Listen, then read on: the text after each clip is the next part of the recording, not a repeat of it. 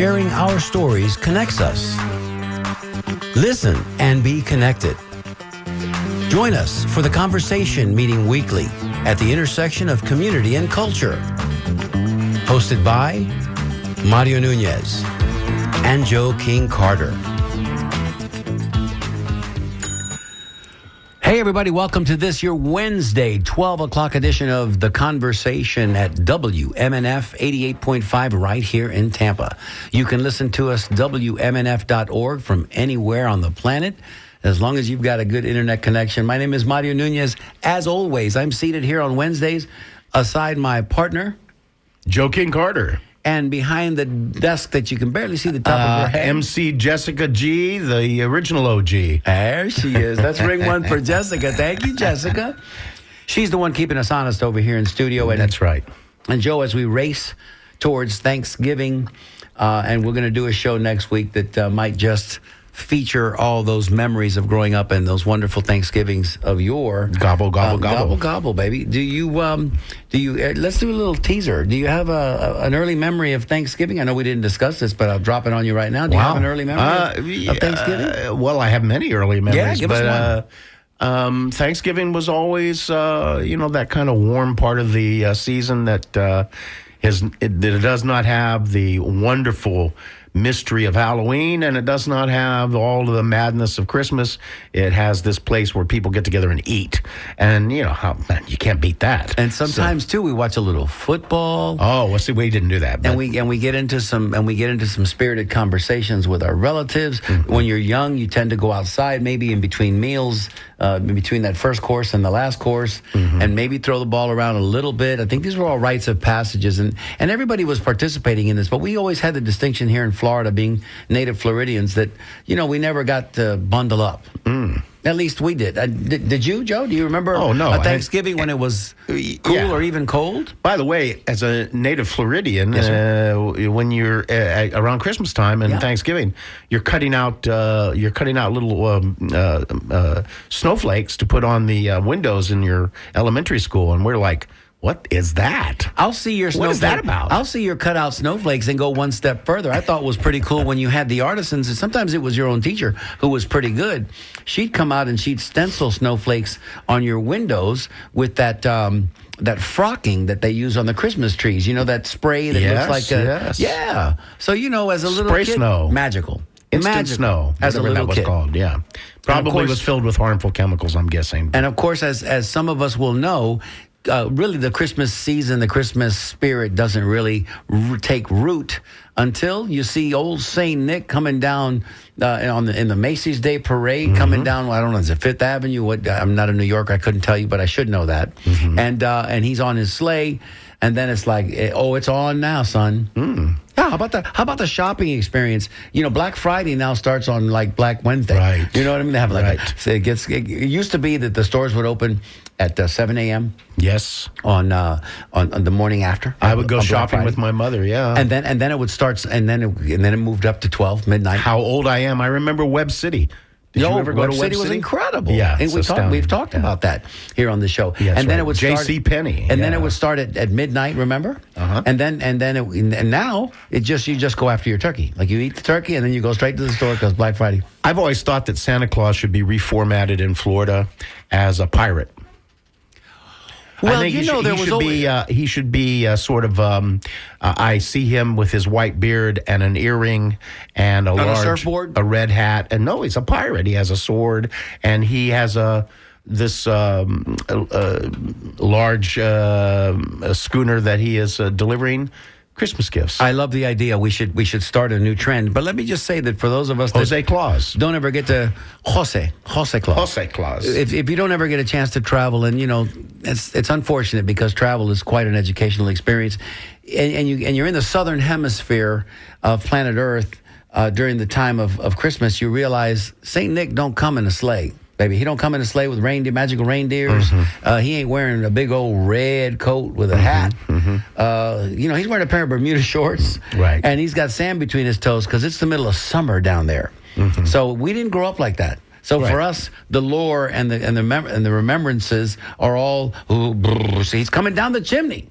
It's coming down the He chimney. ain't coming down the chimney in Sydney, Australia. Right, He that's gonna knock right. on the door, leave something on the porch, and hope the porch pirates don't take it. I'm That's guessing. All right. What are we talking about today, Joe? Besides Thanksgiving, besides Christmas that's impending? And besides the World Climate Change Conference that's taking place, and are we a part of that still? we are, but we are Teetering on the brink. We probably won't be participating over the next 4 years, but That breaks my heart. Yeah, but at any rate, yeah, that's happening. And also, in 2 days will be the 61st anniversary of the assassination of John Fitzgerald Kennedy. Today's our president. date is the 21st, correct? Is today the 21st? Today is the 20th. 20th today. Yes. Okay, so the 22nd, that's correct. Yes. The 22nd. I get ahead of myself sometimes. Because, Yes. life is so good that when you're running towards life, you know what I mean? You Yeah. kind of, sometimes you get wayward. That's a great excuse for not knowing what the date is. That's the best I can do. So let's just remind everybody that on 2 days before he was assassinated in Dealey Plaza, John Fitzgerald Kennedy, our 35th president of the United States. Yes. The youngest. The youngest. Uh-huh. And why was he in an open car? We don't know. We don't know. That'll never happen again. Mm-hmm. But he was here. He was here in Tampa. He came to Al Lopez Field. He did a presentation there. He was awarded, there was a banquet in his honor at the International Inn on Kennedy Boulevard. Our dear friend Marlene Maceda Lee and her father Marcelo Maceda, one of Tampa's leaders at the time. Certainly, there's a nice video. You can YouTube it. You can see where Marlene is in her 7-year-old. Marlene is in her father's arms, and she presents JFK a real pretty doll, a Spanish doll, to give to Caroline. And little did we know that in 2 days from that time, our world, everything would change. Everything would American change. history would change. Also, Marcelo's presented the president with a box of cigars. Absolutely. And then Arturo Fuente cigars. she presented Jacqueline, I'm sorry, his daughter, Caroline. with a doll. Yeah, it was a very touching moment. Very touching moment Yeah. at the International Inn. So, Yeah. And for those of us that were here at the time, and of an age where you would remember those impactful moments, we saw him. We That's saw him right. downtown. We saw the motorcade crossing down Dale Mabry. Some of us were fortunate enough to get over to Al Lopez Field and see him there. And that's what we're going to be entertaining today, your conversations. If you'd like to join us and kind of let us know what you were doing, if you remember JFK here in Tampa, the number is 813-239-9663. We always welcome your phone calls. You can send us a text, 813-433-0885. Emails are welcomed. Also, dj@wmnf.org. We've got operators standing by to take your calls. But, Joe, kind of set the narrative for us. Tell us a little bit about JFK. One of the things I wanted to say is that for me personally, I was in a family situation where my father was sort of out of commission as a father. He was sick. And JFK was, for me as a child, it was the first president I remember. I don't remember Dwight Eisenhower. And he was, dynamic and good looking like a movie star. And his wife was beautiful and his children were beautiful. And I was even probably getting little touches of Camelot hitting us. And it was a big deal. And so he was not only, as presidents often are, for maybe some children, a father figure, but he was, for me, a very specific kind of father figure. So on his death, on that day, I took it pretty hard for a kid. I think a lot of kids may not. I was 9 years You old. were 9, I was 5. And we left school early, and I was automatically grief-stricken. And then I got home, and my mother, it almost makes my eyes wet today. My mother was absolutely grieving in tears. And, I was an only child to my mother, who was very close to. And to see my mother in that state was so painful for me. And so that's how I remember that day. And it was that day for millions and millions of Americans. And it's anyone who was alive during that time remembers how significant that event was. It was indeed, and not to draw inferences, but that hope and we had at the time that JFK, he was battling. There were some things that had already happened early in his presidency. It's only in his third year. I mean, there were, he didn't even complete his third year. We feel some of that today. Some of that hopelessness, because when you have so much hope, when you're looking towards leadership that's going to take you in a direction, the sky was the limit. We were going to go to the moon. There were all kinds of programs in place, governmental programs in place that were helping a lot of people. Of course, Lyndon Baines Johnson, LBJ had to complete some of the work that hadn't been done. Right. I mean, there were scandals, too. We can talk about that, the human aspect, the human component. JFK had a lot of detractors, and there was a lot of difficulty he had. There were a lot, just like today. A lot like today. Factions where these various factions are involved. There were a lot of factions that did not like JFK. So he was working, he was, in a way, though very popular in the popular vote, there were a lot of people that did not like him, and he struggled right from the beginning of having to convince people that being a Catholic was not going to influence his presidency. And then he had, of course, the Bay of Pigs and all these other things that got involved. But he also, brought us back from the edge of nuclear annihilation with Cuba. So, he was. It was a struggle for him. Yeah, he was. There was a lot of. There were a lot of people who would like to have seen him assassinated, frankly, and it happened. And it did happen. And legend has it that he was in Chicago before he was in Tampa, and Tampa before he was in Dallas, and there were plans afoot to get him in any one of those three cities. They finally succeeded in Dallas, but can you imagine if it had happened in Tampa?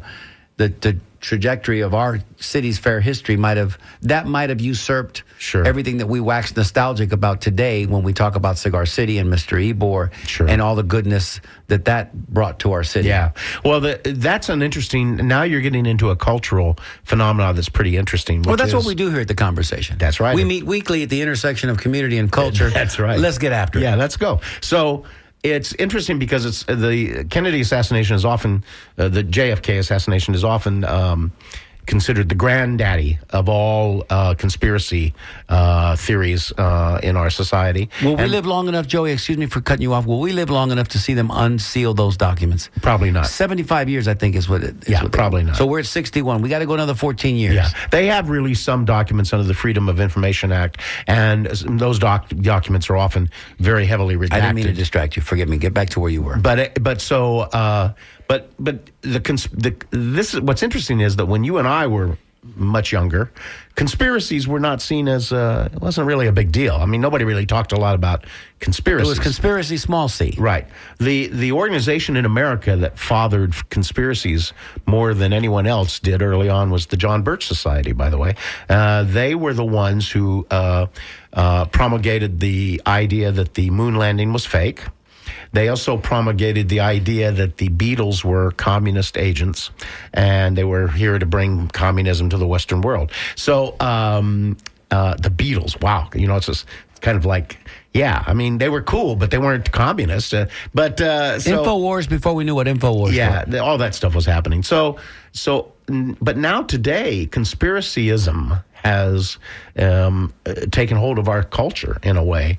And I don't know that it has a political landscape it lives in. When I used to think that people who were very involved in the thinking of conspiracies were tended to be more in the left side of politics, before whether it's Bigfoot or UAPs or what's in a pumpkin latte. Yeah, or whatever it is. Yeah, but now it seems to have become more the domain of the right, of the political right. And I think that's fascinating in and of itself, by the way, because conservative thinking traditionally doesn't seem to be the kind of mindset that would embrace conspiracies. Wacky, far-out things. But they've also embraced non-science. So it's starting to make sense in a way. But what I find fascinating about all that is the conspiracies. My take on conspiracies are this simple. If two or more people are in a room together and they make a plan that is hidden from others that will do harm to others, that's a conspiracy. Of course it is. So conspiracies are happening in micro levels, at the micro, not the macro level. All day, every day. everywhere. And most corporate boardrooms are formulating conspiracies. If we conspire, right? Yeah. If we conspire, you and I, to go to lunch after this broadcast and not invite Jessica, that's a conspiracy. Yeah. And Jessica might have something to say about that. Jessica's really hungry and she might have something to say about that. Yeah, so that's what's happening. Yeah, so when the tobacco companies, when the cigarette companies decided to increase the amount of nicotine to an unnatural level in cigarettes to make people more addicted, but they did not release that information, that's a conspiracy. So guess what? There are lots of conspiracies around you folks, and that's fine. They don't, it's the truth is, can you root out that conspiracy's basis in fact and science? And if you can, then we know what it is.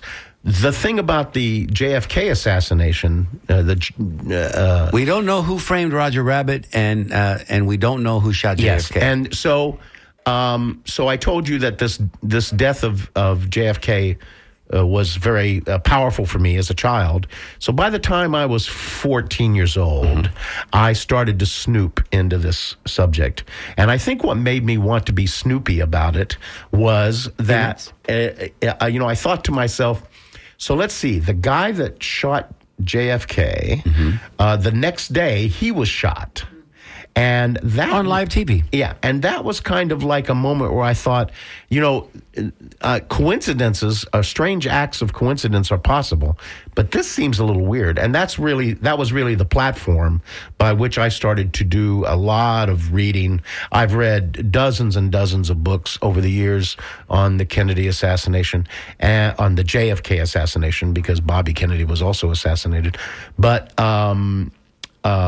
it's what's fascinating about it is that there are layers and layers and layers and layers that will take you down rabbit hole after rabbit hole after rabbit hole. And of course, as much factual information as there are theories about who did what and who did what and who did what. So you can find out there books written on the idea that for the reasons John F. Kennedy was assassinated. We've seen that documentary. Right. So there are people who believe that he had knowledge about UFOs and he was not to be trusted. He was going to reveal that. I think that's probably absurd. But his brother's connection, his brother who was the attorney general at the time, and his persistent pursuit of organized crime. Yes. That was another link. But if you're interested, there is a book written by Tom O'Neill. Of all the books I've read, there's a book written by Tom O'Neill called Chaos.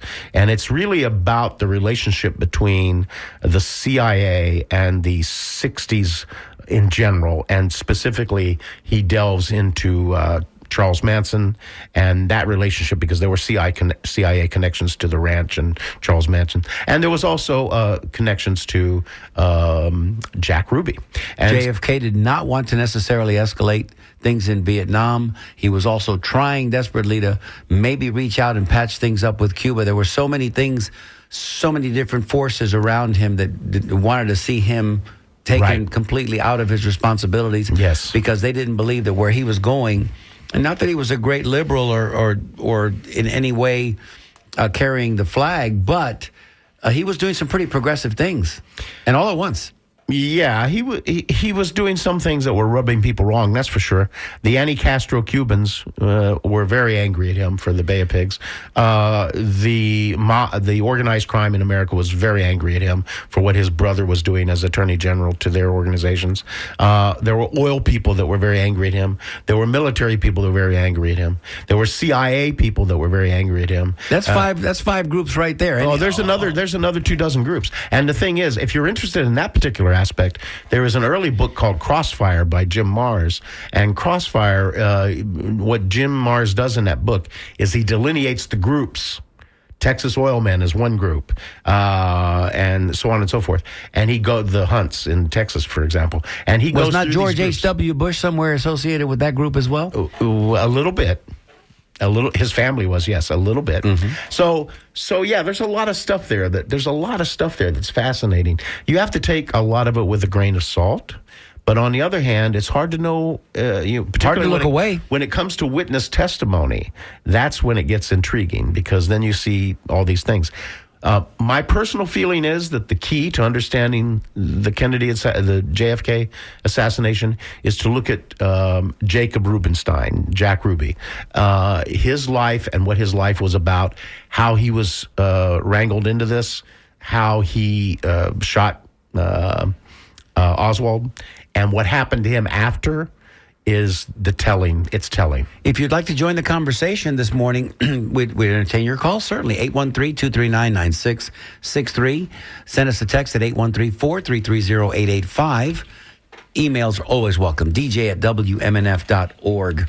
And, an hour is not going to do this any justice. But, we're going to take a swing at it, as it were. I remember seeing him. Were you fortunate enough to come up to Tampa when he was here, or were you down in Bradentown? Oh, no, I was watching it on TV. There you go. Yeah. and I remember the big black limousine. I remember waving at him as his motorcade. Really? Yeah, I remember seeing him distinctly. My grandmother took me by the hand, and we waited down on the corner of the street when he came down Dale Mabry on his way to McGill Air Force Base, and or maybe it was to the International Inn because he was coming from Al Lopez Field. I think they brought him in helicopter to Al Lopez Field. I know that it was quite the day here in Tampa because, his star was bright. I think his legacy was on the ascension. Yes. On the ascent, and everybody wanted to see him. Everybody wanted to be close to him. Yes. Politics here in Tampa at the time and in the state of Florida also, we supported him, the Democratic movement, the Democratic Party. So it was a good thing to have our president here with us, and quite a popular president that he was. And we renamed Lafayette Street and Grand Central, Lafayette downtown, across the bridge, and going west. And then if you go far enough west, if you went far enough west, it was Lafayette in town.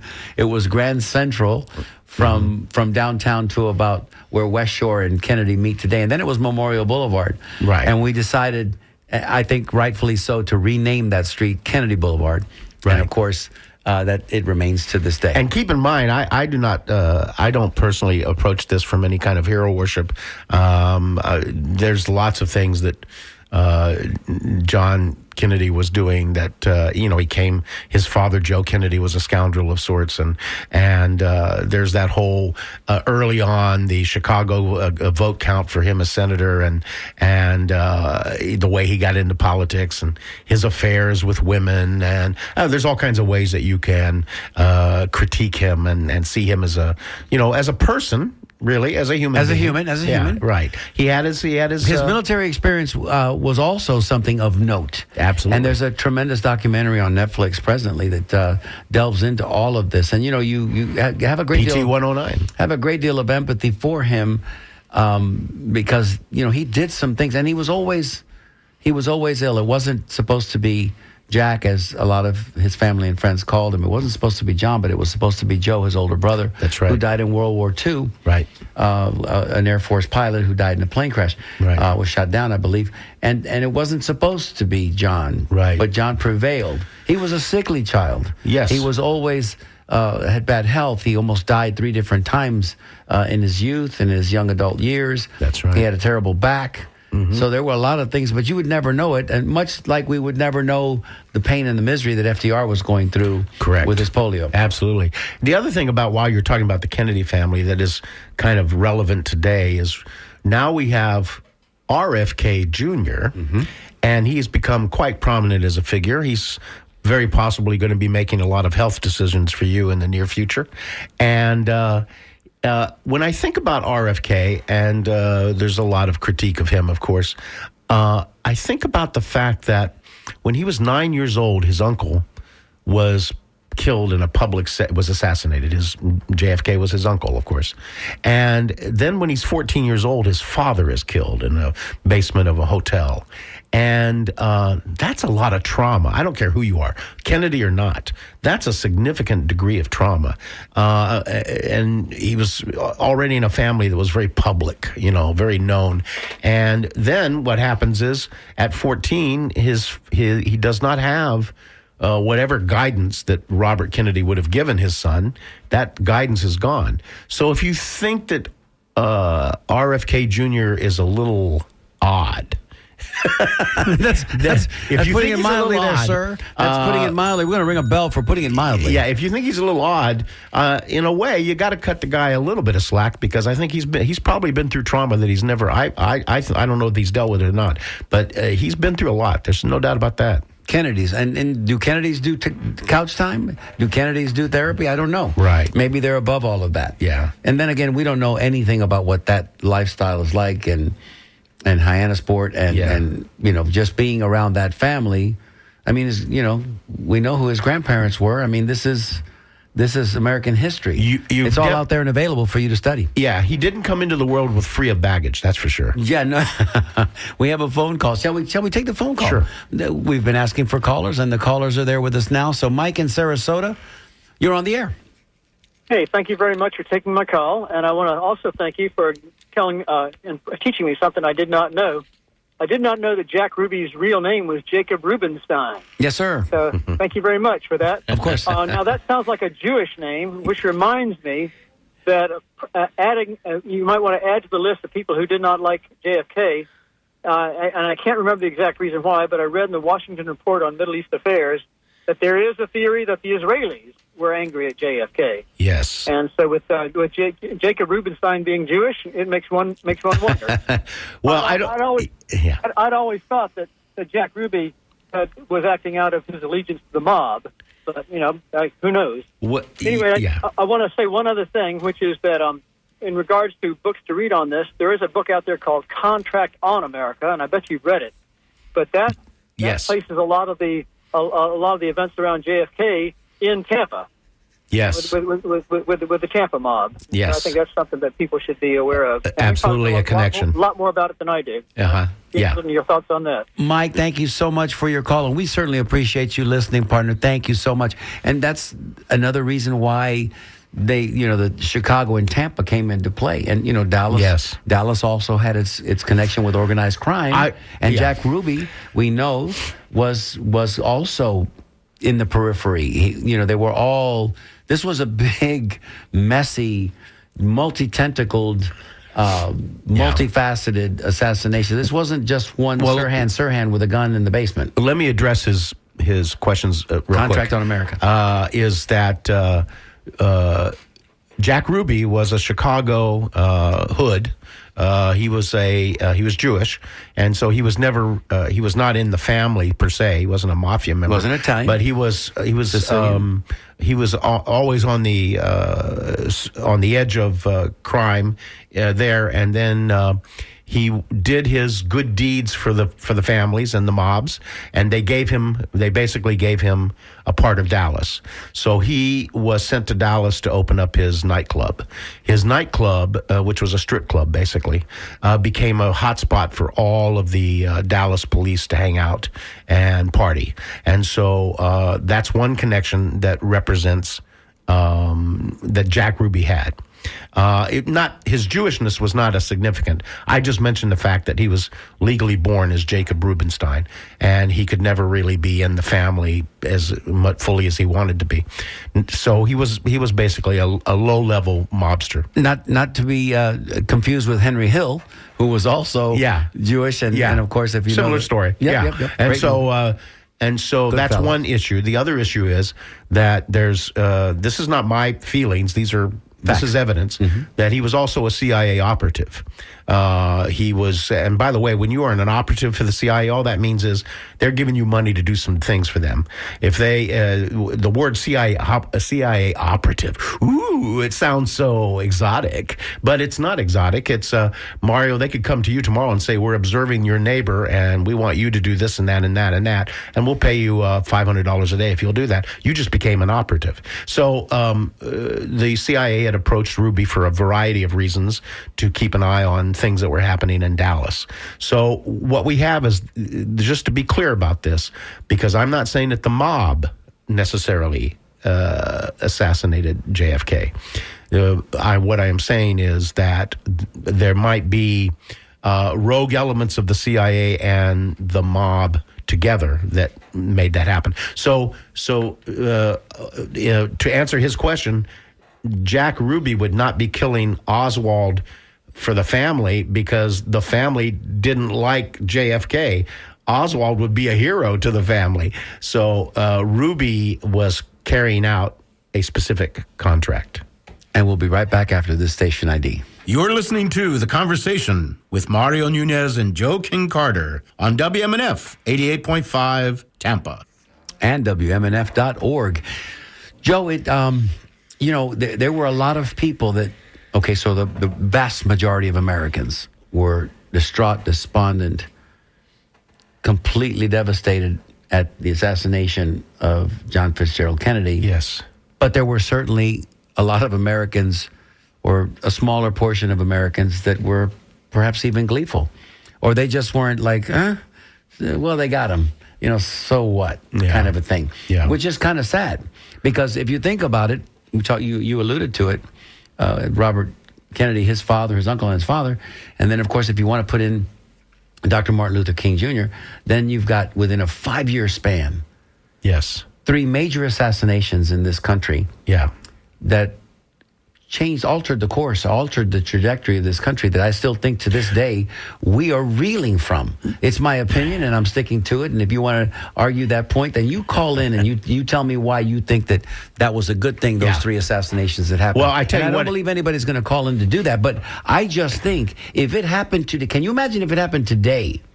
Can you imagine if that happened today? Mm-hmm. If we lost 3 of the most influential leaders we have, that are working arguably for good, for the people that don't have much, for the people that, you know what I mean? And we lost 3 of them in 5 years, it would just be incredible. Yeah, let me also say that it helped. It was incredible. It helped contribute to this. Now, here I am, a person who supports the idea that a conspiracy probably did occur with JFK. But I'm not a conspiratorial thinker. That's not my life. And part of what I think fed this voracious hunger in our culture for understanding the world through conspiracies is because of what you just said. Mm-hmm. First it's JFK, then it's RFK, then it's MLK. And those 3 in a row made it seem very much like, hey, is this organized by within someone? 60 months? Yeah. We had, McKinley was assassinated. Certainly Abraham Lincoln was assassinated. There was one other president, Garfield. Was it Garfield that was also shot, maybe not assassinated? Forgive me, my history escapes me for the moment. Yeah. But they happened, within 50 years of each other. And, but this is like 3 major, impactful social heroes of our time, all just taken out. Yes. And all on one side of the political spectrum. So, that's the reason I think people began to look more favorably toward conspiracies as an answer. People want answers. This is what we want. We want to know what is the answer? Why is this happening to me? And I think the answer is easy for people to grab onto conspiracies. But in the last 5 years, we've had conspiracies based on children being eaten in pizza parlors and Jewish lasers, space lasers, and just kind of bizarre things. And it's taken on a life of its own. And social media hasn't helped there. So, Joe, let's talk a little bit about actually that fateful day. I know we were talking a little bit earlier about Tampa and memories of him being here in Tampa. Now we've just diverted completely. Well, to answer your question, or maybe it was his question, Mike, it is well known, although not documented, that I won't name the family names, but those families that were involved in organized crime in Tampa did not want that smear on Tampa. So they pushed it on to Dallas. First thing I did when I got to Dallas, the first time I visited Dallas, after setting down my suitcases and getting checked in, was take a trip to Dealey Plaza. It was that impactful. I just needed to, if I was going to be that physically close to that facility in the textbook depository, I was going to go stand there. And what was that like? And it was I remember it was kind of a rainy afternoon. And I was, I just took it all in. The first thing I did was I walked up the grassy knoll, and I stood behind what would have been the fence at the time where shots supposedly had rung out from. And that sign that's there in the Zapruder film that blocks the view for just a split second, right, a few frames, is no longer there. But you can see where a marksman from that angle with with a proper rifle, right, couldn't miss. Couldn't miss. Right. And then, you look up at the textbook depository, you see the 6th floor window, you say, okay, that's another vantage point. There was also a theory that a shot came out from the overpass, and another one, which is even more bizarre, that someone was somehow underneath the roadway. Because in the sewer, because the motorcade does... Like the storm drains we have here. Correct. Yeah. And that was, that would have been the shot that would have... taking JFK's head off. Jim Marrs, his book Crossfire, the reason it's called Crossfire is because that position that President Kennedy was in is considered by the military a perfect spot for something they call triangulation. Yes. And when you have triangulation of a target, you can't miss. Somebody's going to hit the target. That's right. Well, and again... We sit here 61 years later, and it still takes your breath away because we're going to have another anniversary where we're going to see clips. They're going to talk about it, and we've had 2, they say 3 assassination attempts here recently at one of our political figures, who I can't just bring myself to naming him, but anyway, one was legitimate. The other 2, I don't know. If you don't get squeezed off around, if an IED doesn't explode, if there's not an attempt as an attempt. Just because I've got a basketball and I'm holding a basketball on the sidelines doesn't mean I'm attempting a free throw. Right. You've got to be at the foul line, and you've got to be attempting the shot. Well, my feeling about that is that what you're opening up is that sadly, I think, I predict, I hope I'm wrong. I hope I'm wrong that eventually as people our age begin to pass into the next dimension, we're going to, people are going to be less and less enthusiastic about hearing about JFK. And that's too bad because it's a very important part of our history. I venture to guess that if WMNF 88.5, WMNF.org had existed back when the Lincoln assassination had taken place, we'd still be talking about that 61 years later. Let's go to a caller here from Lakeland. This is Simon from Lakeland. Hi, how you guys doing? Talking about conspiracy theories, I guess the question at hand is the control of information. And what I wanted to bring to light as an example is the COVID vaccine, in which the lawsuit for the Freedom of Information Act required that the Food and Drug Administration, the U.S. Food and Drug Administration, was reluctant to release the data on that particular vaccine. There was anywhere between 300 and I think 20-some thousand pages of data versus 425,000 pages. And in the lawsuit, the U.S. Food and Drug Administration was only willing to release 500 pages per month, which would have meant that the public had access to that data nearly in the year 2080. And so the federal judge in that lawsuit required that the Food and Drug Administration release 55,000 pages of data within months. And so I always thought, why is the government trying to withhold information?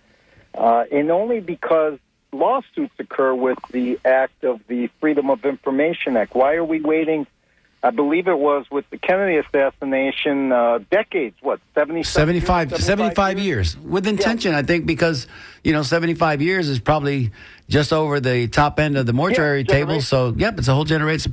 People forget and they move on. Yeah, I'd like you to comment on that. Maybe someone else will call on the lack of really transparency of the government in those cases. Good point. We don't disagree, Good point, Simon. Thank you for always listening, and thank you for your insightful comments. Simon always puts a lot of thought into his commentary. Yeah, very cogent. You can also think of the conspiracy with Area 51. I mean, we know what's going on there. Well, so my take on all this is that the government has the ability and maybe the right to withhold information if they feel that it is somehow a threat to national security. That's the only time that the government should withhold information. And I believe in a democracy or a representative federal representative government, republic, whatever you want to call what we are having here. In a democracy, everything should be open source, should be totally visible and open to the sunshine. And it just astounds me. I'm completely agree on both those points. Information being released on COVID and information being released on the JFK assassination. Those things should all be available.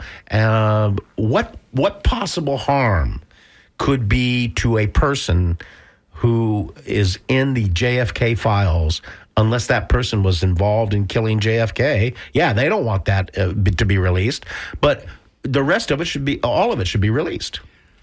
So to that, let me say, Russia... Transparency. Russia, if you're listening... Where have you heard that before? Russia, if you're listening, we'd like to know what's in the JFK files before it's the 75 years. And I'm sure there are some people over here that would compensate you greatly. And so, of course, we have hackers that can get that stuff. I mean, hackers can do some pretty amazing things, both for good, right, to disclose things. And, the Matt Gaetz report comes to mind. We already know what that is. And pretty soon it'll be out there for everybody to see. But these are things, again, that should be brought to light. We are living in such a fast-paced world now that, you should get ahead of it with facts before the rumors do, right? Before the rumor mill. What is it they say about rumor wakes up and it's halfway around the world before the truth gets its shoes on? This is more important than ever because of the impact that AI is going to have on all of our media. You're going to be watching films of people from history telling you what happened when it didn't happen. So the ability to revise, we talk about revisionist history, the ability to revise reality is on top of us right now. And so it's more important than ever to know the real information and to make it public and get it out and get it right. We're going to go to our caller here in just a minute. We see you there on the call.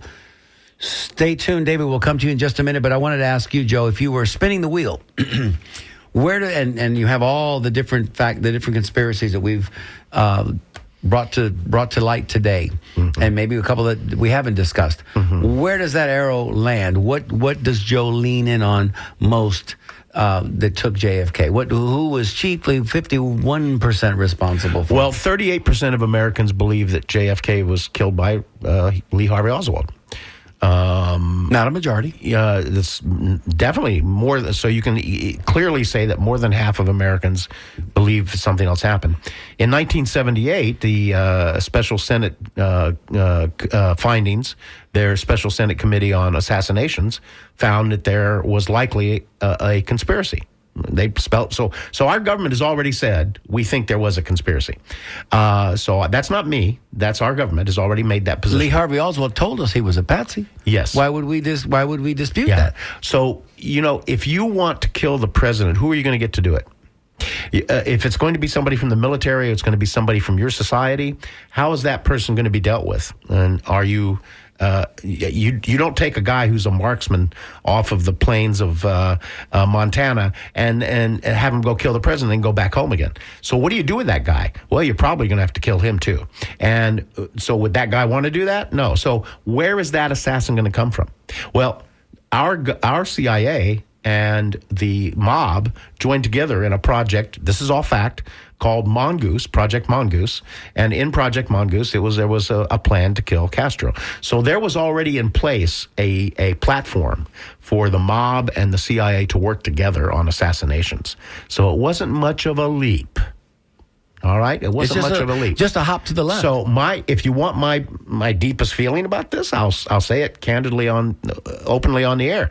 I believe the best that I've come up with after studying this for a very long time is that rogue elements of the CIA and the Cosa Nostra together accomplished this act, and those people should have been held to the highest.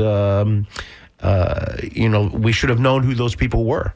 I don't believe that it was a vast conspiracy, but I believe it was definitely one that would have shed a very negative light on our own internal workings. And I think that people feared that. So what happened to Jack Rubenstein?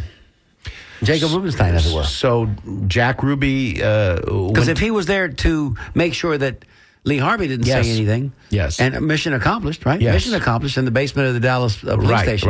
Right. Then what happened to him? So Jack Ruby, his motivation for doing this is hard to determine, but probably fear of death, possibly other situations somewhere outside of his control, family, money, I'm not sure. But the point is he went to prison, and he had several retrials, and he ended up being represented by Melvin Belli, a very popular attorney at the time. And so he began to start to talk about, he wanted to speak to the Warren Commission. And so about that time, the CIA sent in a psychiatrist to meet with Jack Ruby. Jack Ruby, and his name was Jolly West. And Jolly West, his legitimate name was Jolien, but he went by Jolly West. And there couldn't be a more ironic name for an individual because there was nothing jolly about this man. He had been in the Air Force, and as a psychiatrist, he had worked his way all the way to working for the CIA's MK Ultra program, which was, this is all, by the way, facts. This is my opinion.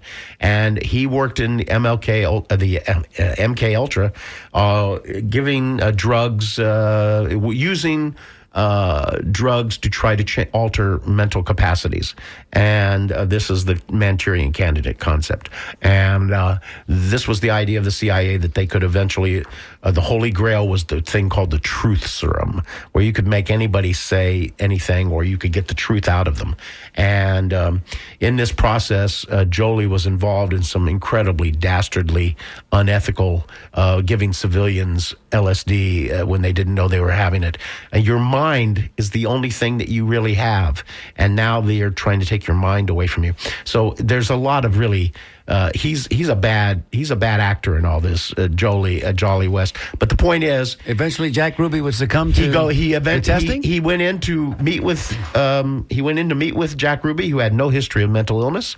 And when he left Jack Ruby's cell, he went outside and said to the reporters that were waiting, Jack Ruby has had a psychotic break, and he can no longer, he's not trustworthy as a witness for anything. And Jack Ruby did have a psychotic break. And who knows what happened, but we can presume that it was probably the cocktail that he was given. And quite a cocktail it was. Yeah. David from Dunedin, thank you for holding. David, you're on the air. Hi. I'd like to make a comment about the Robert Kennedy assassination. I've been to the Ambassador Hotel. I've been to the kitchen where Robert Kennedy was assassinated. I was there when the hotel was being dismantled and taken apart, and they were selling off stuff in the hotel. And in the kitchen, I was in there with these two guys who were buying the table that Robert Kennedy's body was set on. Wow. After the assassination. Wow. And at that time, I also met Scott Enyart, who's the fellow who photographed the assassination from behind Robert Kennedy, whose photographs were taken from him and held by the state of California for 20 years. Eventually, they were released, And when they were driven down to Los Angeles to be given back to Scott Enyart, they were stolen out of the back of a car. So anyway, you can hear a complete telling of the Robert Kennedy assassination by this lawyer on the William Buckley show. So if you search online for William Buckley, and the lawyer's name was Lowenstein, he tells the complete story of the Robert Kennedy assassination to William Buckley, who was pretty well convinced because there were 10 bullets found in the kitchen, and Sirhan's gun only had 8 bullets. So, and I also want to comment about the term conspiracy was thought up by the CIA. The CIA came up with the concept of conspiracy, and they're the ones who put it out there, so that from that time on, whenever they had something happen that they wanted to cover up, you label it as a conspiracy, and that's it. It becomes synonymous with false. Yes. You're running interference is what you're doing. Yeah, exactly. Yeah. So anyway, by the way, Jolly was also involved with Charles Manson and with Charles Manson and other people. He was very well known. Yeah. Anyway, that's all I wanted to say. Thank you. Dr. Kevorkian, before we knew what Dr. Kevorkian was, David, by the way, that fascinating that stuff. book that O'Neill wrote, Chaos, he covers, if you've not, have you read that? Yeah, yes, I have. Okay, good. Yeah. He talks a great deal. He does about 40 pages on Ruby, Jack Ruby. But it's a great book, I think. Yeah. Yeah. Well, thank you for taking my call. Thank you. Of course. Thank you. Right. Bye. Bye-bye. That was pretty good. Yeah, that was good stuff. So our callers are out there today, and they're paying attention, and they're listening, and they're contributing mightily to our show, and we are always grateful for that. We've got about just about 3 or 4 minutes left in show, Joe. This hour has just evaporated on us. Yeah. Well, it's Jessica, I've lost my ability to read the emails. Would you care to read the emails for us so we can at least acknowledge those people that my computer has frozen up on me? If you can open up your mic and read at least those emails, we would appreciate it if you can. She's winding up now. Jessica G. Yes, the OG. She's got her microphone close by. I'll keep you on time, Jess. Okay, well, from 7517, just commented on also Malcolm X. So that came in about 1239, and so if you remember what you were talking about. Conspiracy. Yeah, there you go. Yeah, absolutely. And murders in that time period. Yeah. There you go. 63 to 68. And Marita from Lakeland, she commented that they mentioned the assassination of JFK, RFK, and MLK. All 3 last names start with K, so it's something to think about. Like 3 Ks? A K and a K and a K? I'm going to just... I know there was a comment. There's commentary that goes way back that talks about the... Abraham Lincoln's assassination, the commonalities it has with JFK's. Yes, it's really fascinating. It is very fascinating. Many parallels, Yeah. And Charles Parker just emailed with a emoji. I don't know. Is it a winky? Is it a smiley? Is it a frowny? Hard to read. It looks like somebody who's got a bead of sweat hanging down over his eye. But anyway, that was it for the emailers. Thank you, Jess. Yeah. Right. And my computer has frozen up. So, Joe, what a great show today. We're grateful for the opportunity to remember John Fitzgerald Kennedy, our 35th president, and seeing him here in Tampa and what an impact that was. And then just 2 days later, he was gone. Yeah. It's breathtaking to think about it even today. For anybody out there, what I would like to say is encourage anyone who's young who was not around during that time. If you are someone who's in those subsequent generations, check out this story. Check out JFK. Do a deep dive into a great American tragedy and what it's about. It will have many. There's lots of little implications there that will tingle your mind. So. I'd like to say... He just stepped out, but go ahead. We're looking at him. Jim Bannon, I believe, is here. And next door, the governor of grooves. I don't like that. He's going to be spinning discs for you today. Next week, we're going to be talking about Thanksgiving, as our show will be Wednesday, the day before Thanksgiving, Thanksgiving Eve. and we'll be taking your calls. We're going to be talking about Thanksgiving's memorable ones, what it means to you, and we would love to hear from you. Joe, thanks as always, my brother, for sitting co-pilot here today. Enjoyed it always, of course. Yeah, no, my computer froze up on me. We're going to fix those problems. Thank you, Jess, for answering the call today and reading those emails, and thank you to John or Joe. Who's in the sound booth today? Joe. Yeah, of course it's Joe, for taking our calls. Listen, we'll be here next week. Be sure to join us. We are The Conversation on WMNF Tampa.